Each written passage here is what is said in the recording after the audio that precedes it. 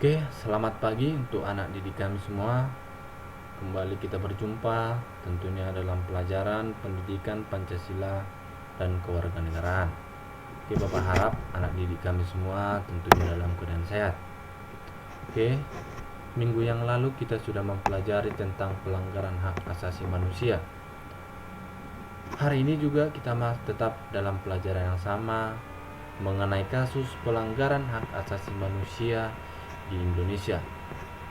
Perlu anak didik kami ketahui sebenarnya apa yang dimaksud dengan pelanggaran hak asasi manusia dan kenapa disebut sebagai pelanggaran hak asasi manusia. Untuk itu, anak didik kami coba perhatikan ke sini baik-baik.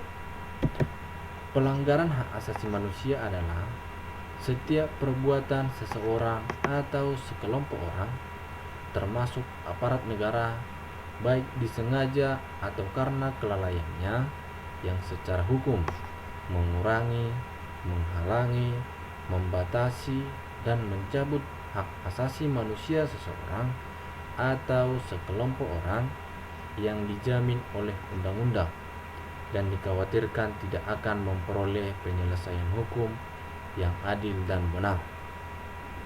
Oke, anak didik kami, jika yang keempat ini tadi, mengurangi, menghalangi, membatasi, dan mencabut hak asasi manusia, maka itu dikategorikan sebagai pelanggaran hak asasi manusia. Bapak contohkan contoh sederhana seperti ini.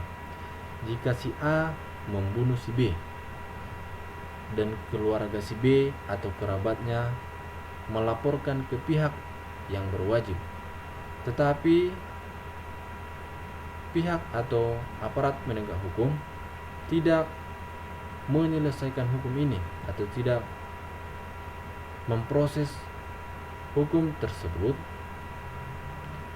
maka si B otomatis tidak mendapatkan haknya, yaitu mendapatkan hukum. Maka ini dikategorikan sebagai pelanggaran HAM karena tidak diproses atau tidak diselesaikan hukum atau kasus tersebut.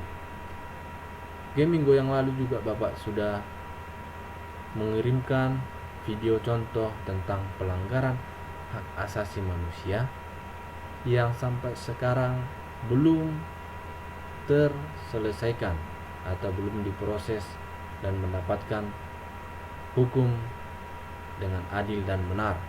Contohnya kasus pembunuhan aktivis Komnas HAM atau aktivis HAM, yaitu kasus Munir, sampai sekarang juga belum selesai atau terrealisasi, dan juga pembunuhan mahasiswa Trisakti, dan juga ada peristiwa Semanggi dan yang terjadi di G30 SPKI sampai sekarang belum diproses atau belum terselesaikan hukum yang adil dan benar atau belum mendapatkan hukum yang benar.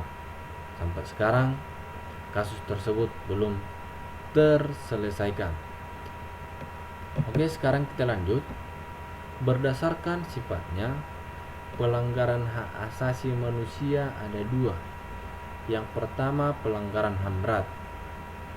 Pelanggaran HAM berat diartikan pelanggaran yang berbahaya dan mengancam nyawa seseorang.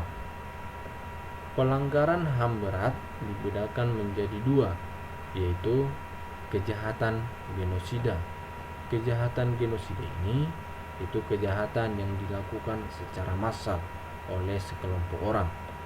Kemudian ada kejahatan kemanusiaan, contohnya penganiayaan, pembunuhan, perbudakan, pemerkosaan seksual, dan lain sebagainya. Kemudian ada pelanggaran HAM ringan.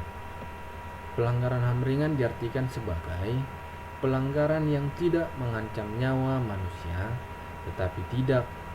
tetapi dapat berbahaya bila tidak ditanggulangi.